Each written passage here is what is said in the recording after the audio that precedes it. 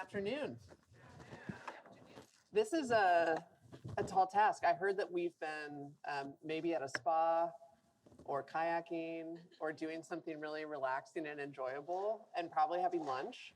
And so I feel like I'm like calling you in from all of that fun thing to do serious business. But I'm really honored to be invited to come back and be with you. If you were here last year, it's good to see you again. And as I thought about what I wanted to share today, I thought about the things that have been both most challenging, but also most encouraging and sustaining for me in a leadership role over the last couple of years. And so this is actually new content. So I feel a little bit nervous. This isn't like something that we teach at the Holdsworth Center. These are really some like personal reflections. And I thought a lot about this idea of paradox as the big theme that I'm using to kind of anchor what I want to share today. So I have observed that leadership often feels like we are getting pulled in opposite directions at the same time. And I think a lot of times that just feels like this irreconcilable contradiction, and it's really frustrating. But I think sometimes if we can find a way to view those tensions, not as a choice, but as a paradox, they can kind of help to ground us and help us to find our way through the things that we face. So I discovered as I was preparing for this session that Lego, which is famously like an exceptional company, very successful, good to its people, a wonderful place to work, uses paradoxes to guide managers at Lego on how to approach the task of leadership. So I wanted to share these 11 paradoxes. We're not going to do anything with them, just to see if like this sounds right for your job. Okay, so their first management paradox, the thing they tell leaders in the company that they need to do is build close relationships with your people, but don't be too close. Maintain professional distance. They say it's important that you lead. You have to be in front. And you need to be in the background. Give credit to your people. You need to trust your people. You need to empower them. You need to send them the signal that you know that they can do great work. And you need to verify and supervise and mentor them. You need to be open to different approaches. But you also need to have your own clear point of view about what excellence looks like. You need to advocate for your team, but you need to put the organization ahead of your team. You need to plan your time. You need to be flexible. You need to speak your mind. You need to be diplomatic. You need to be visionary. You need to be practical. You must build consensus and be decisive. You need to be dynamic and show drive, also be reflective and show prudence. And you need to be confident and be humble. Does it sound, is this kind of like what it feels like, you know? So this is what the company formally tells people to do. And I think at our worst moments, you know, these tensions can cause us to throw our hands up and say, I mean, usually probably when we go home, when we talk to a friend or a partner and say like, truly this job is impossible. And in those moments, we see these competing demands as contradictions, as a choice that we need to make. And the way that we resolve them is by choosing one or the other. But at our best, I think that we recognize that these tensions are not bugs of leadership, they're actually features. And at our best, we realize that they're not contradictions that need to be resolved. They're paradoxes that we have to lean into and inhabit. And a paradox, you know, basically is the idea that there could be two things that appear to be opposite that actually, if we look more closely, are both true. And in those moments, we have to learn to build the stomach for the discomfort that comes from inhabiting what feels like these opposites and to use them to be more creative. And I would argue, I mean, I think these management paradoxes I shared from Lego have been around for a long time. And I think the idea of paradox as a feature of leadership has been true for a long time. But I would argue as our world is getting, we talk a lot about as the world gets more VUCA. Is anybody familiar with that? So more volatile, more uncertain, more complex, more ambiguous. You know, basically as things are feeling more chaotic and accelerated, I think these paradoxes are only showing up in their intensity, and our ability to navigate them is as important as it's ever been. Okay, the other reason why I love paradoxes is because I think they often contain and can help us cultivate wisdom. And I'm going to take a quick sidetrack and say something about AI. Have we talked about AI yet? Okay, I've been noticing, like, as I go to conferences, it's just like popular to talk about AI, so I thought I should. I also don't know anything about AI, but I observed that most people who are talking about it don't either. And so I thought I would just jump right in. Okay, so the thing that I've been thinking about with AI, there's this New Yorker article by Jill Lepore where she talked about this metaphor for like human knowledge. And she said, we've got to think about human knowledge as like a filing cabinet that has 4 drawers in it. And the bottom drawer is where data lives. It's actually like the most basic unit. It's the highest volume of it, and she defines data basically as information that can only be processed by machines. She says, and this is what we're having a lot of time talking about as a society right now. She was like, then in the next drawer up, you have numbers. And you may be thinking, if you were an English major like me, what is the difference between data and numbers? But she defines this as, the realm of statistics. These are units that can be processed by humans and not by computers. And then the next drawer up is facts. This is the realm of science, of how we know things about what is true about the world. She was like, but the top drawer actually contains mysteries, and it contains wisdom. And this is where the humanities are. This is where religion and philosophy is. This is where the unanswerable questions to data and to numbers and to facts live. And I just wanted to introduce this, one, because I think paradox is about wisdom, but 2, because I think when we think about education, this group knows this, but just to ground ourselves in the fact that education is more than knowledge and skills and career readiness. It's more than driving economic growth and competitiveness, whether for a nation or for a company or for an individual, no matter how important those things are. Education is fundamentally about supporting individuals to grow and shape their minds. And yes, it's about our ability to deal with numbers and to hold on to facts, that all-important work of critical thinking. But it's also about helping us face and answer some of our most important questions, like who am I, why am I here, what should I do, and what matters most? And these are the questions that are in that top drawer of mystery and wisdom. And we're going to talk again about AI. I'm going to do it twice. But I just want to anchor us in this idea of, like, let's not lose sight of the fact that we have this incredible opportunity and responsibility to help young people shape their minds. And this is one of my very favorite figures. Her name's Marilynne Robinson. She writes novels and also essays. And this quote just stuck with me when I saw it, which is, you have to live with your mind your whole life. And so you build your mind and make it into something that you want to live with. Okay, so how does this connect to paradox? I'm coming back. So this also reminds me, if you've heard the African proverb about when an elder dies, a library burns. I think it's like a beautiful analogy of like what education is about, which is like each of us are curating a set of texts and experiences and knowledge that's uniquely ours and allows us to uniquely see the world, to say something about the world, to live in the world. And that's a part of education, it's a part of leadership. But the reason why I'm introducing this is because I actually feel like extraordinarily self-conscious about having 40 minutes to talk with you. Because in general, I don't know that I know anything that this group doesn't know, and we could trade places. But when I thought about this time, I thought, what I can offer are some unique perspectives curated from my library of resources, of knowledge, of wisdom that hopefully can be encouraging and helpful to you. So as we go through, we're going to go through about 6 paradoxes, maybe 7 if we have bonus time. I'm going to be featuring some of these figures who are important people in my library. All right, so the first section we're going to focus on is paradoxes related to time. And I'm going to give you all something to do to kick us off. So I want you to think back.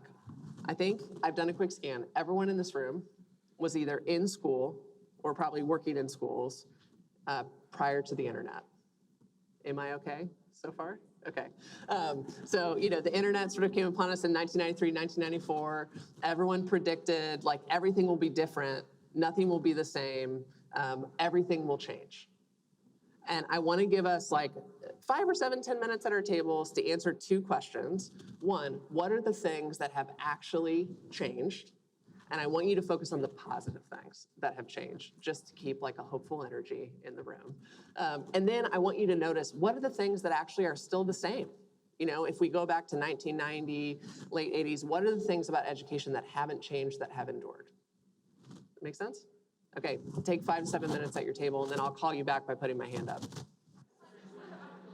We appeared to have animated discussion about that, but for all I know, we could have been having animated discussions about kayaking this morning, So I would love to hear from a couple of people, and I'll break the conference rule and have you shout it without a mic, and then I'll repeat it.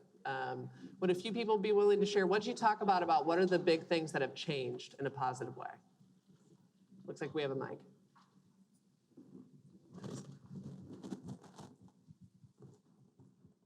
Change the way we communicate. So now there's more instant access to more information. So when you asked questions about a definition and your parent would say, go look it up. Yeah. Now they just look on their phone and they can define anything, check in with anyone in the world to find it. Cool.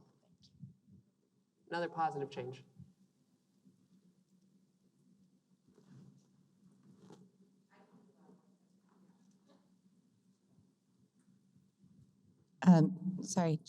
Going along the lines of communication, being able to reach out to a global world a lot more easily, to learn about each other, and to, embrace different cultures and ways of learning and pass that on to kids too. Oh, great. You all are doing a nice job of moving it around the room for her. I like that.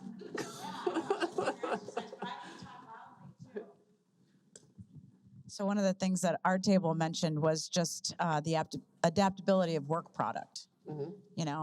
Instead of typewriter and whiteout and all of that, we can more quickly adapt our work product. So easier collaboration. Yeah. What about things that haven't changed? Here we go.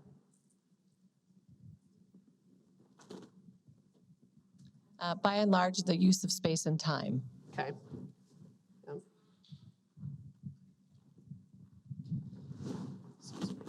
We said student curiosity and asking questions. Yeah. This is an easier one. At our table, we talked about the necessity for the teacher to have positive relationships with students. Yep. Okay. So this was one of those moments where I didn't know how this was going to go. Let's do one more. And then at a basic level, what we teach hasn't changed. Okay.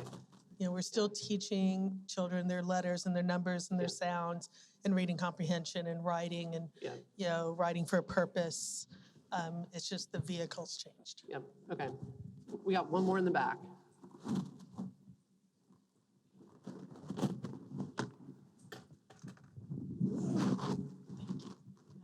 We talked about school still as a center for the community. Excellent. Cool. Okay, so there was a risk in this exercise, which is we could debate, is it good that some of those things haven't changed or not? That's not where we're going. That is an important debate to have. But the piece that I want to lift up is, I think there is this paradox when we think about radical change, and there's a lot of talk right now about how everything is going to be different and everything needs to be different. There's often this tension between either approaching these questions as if we need to leave everything that's ever been true behind us and reinvent every single aspect of schooling, of an institution, of our organization, or it's as if the other choice is to just keep every single thing exactly as it is right now.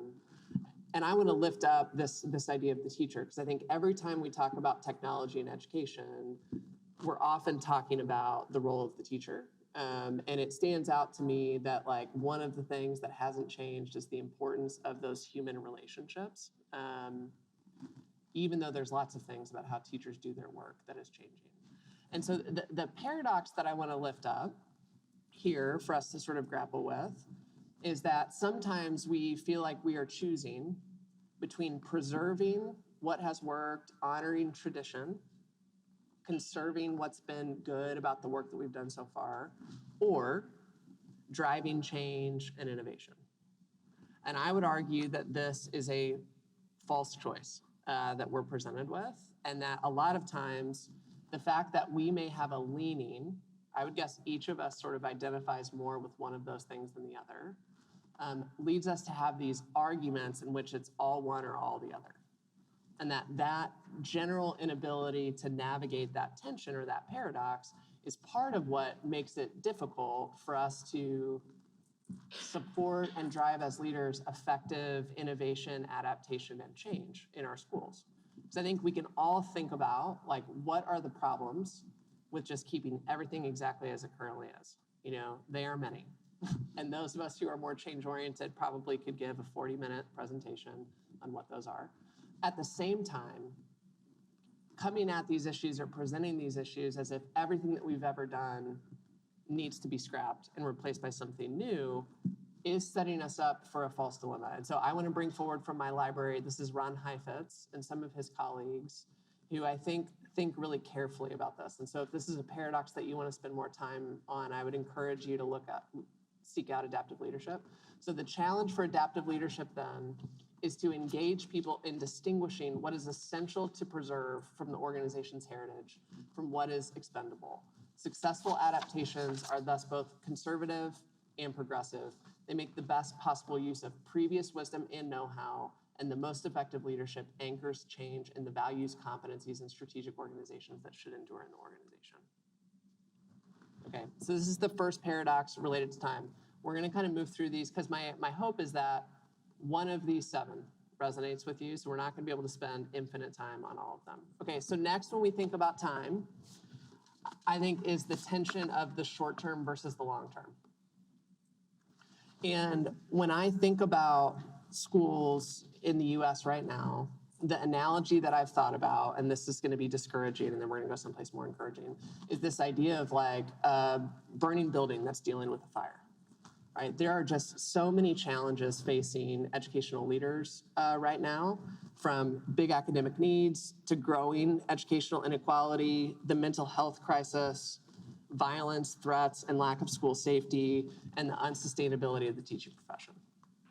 And I think the good news is the public at large is sort of aware of and engaging in these issues in a serious way, you know, in a way that we haven't for the last 10 to 20 years. The challenge is that we tend to have a very short-term reaction to everything that's going on in our organizations. And so it's like somebody's pulled the fire alarm, and what we're gonna do is try to figure out how to get the sprinkler system to come on, get the fire put out, get everybody to safety, and then when we've done that, we're just gonna go back to kind of business as usual.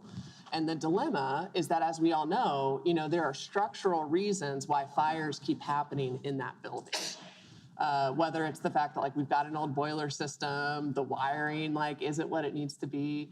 And you all face an extraordinary challenge between the amount of your time that is required to be responding to immediate, urgent challenges, and the fact that if you are not able to protect and dedicate some of your time to the longer term issues, you're gonna keep fighting, you know, the same battles and responding to the same issues over and over again. And I think this is one of the biggest tensions that leaders in all organizations, but especially in schools, face. And I talk about the importance of, we've got to figure out how to have like a bit of a split screen view where we are not ignoring those immediate issues that require our attention, but we are figuring out how to dedicate more time to the longer term things that require our attention. And I just want you to reflect to yourself, I mean, how much of your time do you feel like you're able to prioritize on thinking about the long-term issues? And the reason why this is such a big challenge is because of paradox 3, which is this tension between needing to be patient, because that's frankly where learning happens, and also needing to be urgent, because there are these big dilemmas facing kids in our schools, and we want to get results. And so again, I want to bring you a little bit of Heifetz. So he says, there's a tension between the grand visionary expeditions that touch your heart and the tangible small transformations you have the opportunity to make every day. Pay attention to what you can do to improve the lives of people within your personal reach. You cannot measure the meaning of turning on the light behind one child's eyes. And then he says, and this is about patience, it will take more than a lifetime to achieve your highest and most noble aspirations for your community, your organization, and the world. Yet you can accomplish something in the right direction every day in the micro interactions between you and the people who work with you. From that vantage point, you can see the impact of what you do and be renewed to the present moment and its meaning, thriving in the locality of your day. So I know that this is the area where a lot of us feel like, thanks very much for reminding me that this is impossible. And so if you were here last year, we talked a little bit about this, and I'm just gonna briefly describe it. And if you wanna revisit this, there's gonna be a QR code to do it. And then if you're new and you wanna spend more time on this, my big encouragement to you related to these time dilemmas, right? Urgency versus patience, short-term versus long-term, is you are right. There is an infinite list of things that need to get done in your organization, but you do not need to be the one who does all of it. And I do think that that is a really key part of how we manage these paradoxes. So if you were here last year, you'll remember this model, which is basically a reminder that we have different roles in our organizations. And if we get this right, those of us who are closer to the enterprise leadership level, so I see a lot of superintendents in this room, we will figure out how to spend more and more of our time thinking about the long-term issues and then empowering and enabling other folks with other roles in the organization to respond to the shorter-term challenges that we face. And it's a challenge because a lot of our organizations aren't set up like this. A lot of us don't spend our time like this, but it's something that we need to think about, which is if I'm going to be thinking more about the long term, if I'm going to be taking more of a 3 to 5 year point of view on what needs to get done in my organization, who do I need to empower to be dealing with the shorter term? And so if this is something you want to spend more time on, there's a QR code. It will take you to the session actually that we did last year here, with a bit of a toolkit for some reflection. And this will come up one more time. And so if I move forward on my slide and you didn't get it, just know you're gonna have one more chance, okay? So this is time, right? And the questions that you're gonna be asked to reflect on here, I think for those of you who are at kind of more like the enterprise leadership level, is your job is to be thinking long-term, to be patient, to be managing this dilemma between what do we conserve and where do we progress. And what this exercise will invite you to do is reflect on, do I value those kinds of long-term activities? Or do I really just feel joy and accomplishment in being the person who responds to all of the short-term things that come up? That's one question to reflect on. You'll think about, how do I actually spend my time? Am I dedicating my time to thinking about these longer-term issues? And then where do I need to grow my skills in planning and in vision, okay?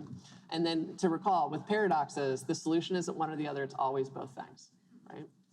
Okay, so those are the 3 on time, and I wanna transition to an even harder kind of set of paradoxes, which is more about personal values, character, and beliefs. So does anybody recognize this person? His name is John Stockdale. He was a prisoner of war, I believe in the 60s, and famously made it through that experience. And you may have heard of him because he coined what's called the Stockdale paradox. So the Stockdale paradox, and this is how he described how he navigated those challenges of being in this impossible environment every day. And he said, you must never confuse faith that you will prevail in the end, which you can never afford to lose, with the discipline to confront the most brutal facts of your current reality, whatever they may be. And to me, this is another one of those classic to the heart of the challenge of doing the kind of work that we do at this time, which is that there are a whole bunch of brutal facts to face and places where there's just a lot of work to do. And the tension that we have to find is we have to figure out how to face that, to own that, to not look away from those realities, but to do it without losing the belief that we can change those things and that we can get somewhere different. And so the next couple of paradoxes we're going to go through are going to talk about what I think some of those like internal habits are that help us do that. I'm going to give you one more question, which is this one will be like 4 or 5 minutes. Make sure you hear from everybody. Do you consider yourself a hopeful person? Why or why not? Quick discussion at your table and then we'll come back. Okay, I'm going to bring us back. So I'm going to do this one to save our microphone runner from more steps. I'm going to do this one a little bit differently. I'm going to ask you to identify if you said, I'm definitely a hopeful person. Put your hand up. Okay. If you were sort of like, I'm not sure how I feel about hope or this question, would you be brave to put your hand up? Okay. So I'm going to take a pass. I've had this conversation with a number of groups, so I'm going to guess at what we might have said. And then you can kind of nod at me if I'm right, and if not, you can like get a mic and tell me what you really said. My sense is hope has a kind of bad reputation in our society because a lot of times we replace hope. It's like hope's not a strategy. Did that come up? Or we use hope to pretend that like everything's going to be okay, and it's just kind of like a put the covers over your head type of situation, and like hope. Did I get the basic details? Like hope is wishing versus action. I mean, did I get close? Does anybody need a microphone? Okay. So I'm going to make the case for hope as like a key paradox we need to hold. And this, like one of the things I've been thinking a lot about is that I worry that we're confused as a society about what's strong and what's weak. And that there are a whole bunch of attributes that we need to be a lot more present, like in our lives, in our organizations, in our country, that like feel squishy to talk about. And I think like hope is one of them, because a lot of times hope is just used as an excuse to not face the reality of what's going on and not do the work. And so I want to bring a couple of people who inspire me in this area. And this section is going to feel a little bit more like a read aloud. So I'll just warn you for that. Because the importance of hope was really impressed upon me. It's like one of the most important things that I learned from Ruth Simmons, which those of you who are not from Texas, she's like a famous Texan who was the first African-American woman to lead an Ivy League institution in Brown, came back to Texas, has led Prairie View very ably for a number of years, was the chair of our board and one of my mentors. And one of the things that she has just impressed upon me over the last 3 years, as things have been really hard, is that one of my most important responsibilities is to maintain my own sense of hopefulness and to be able to give that and share that with other people. And I think it's a really different definition of hope than what we use in kind of common parlance, which is like hope is about vision for what could be true. And it is the ability to see and really believe in a different kind of reality than what we are currently facing. And then that vision gives us energy that allows us to keep staying in the game and doing the work. And so then it ultimately drives us to action. And so I would argue that like if somebody's talking about hope but not taking action, we're not talking about the same kind of hope.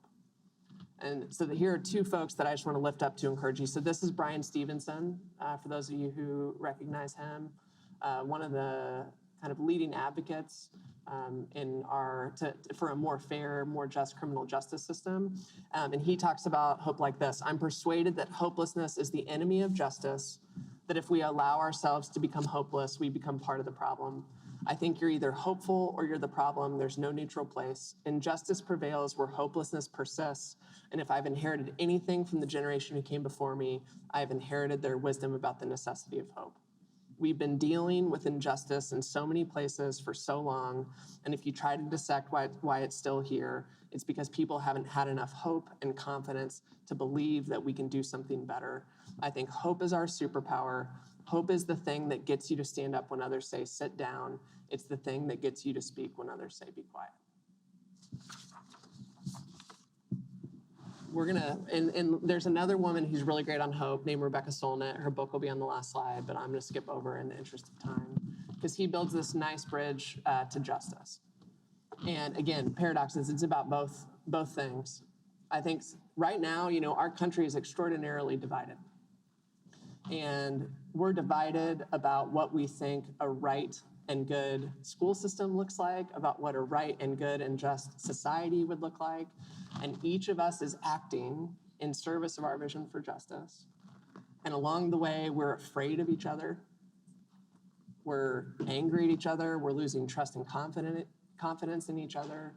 And I think that Brian Stevenson, and something we're going to talk about next, reminds us that justice is not actually in conflict with love. And that love is another one of those kind of like weak, soft words that our world needs a lot more of. And I was really struck by this. There's one of my favorite podcasts on being with Krista Tippett. So if you don't listen to that, I'd add it to your resources. She had a wonderful interview with John Lewis.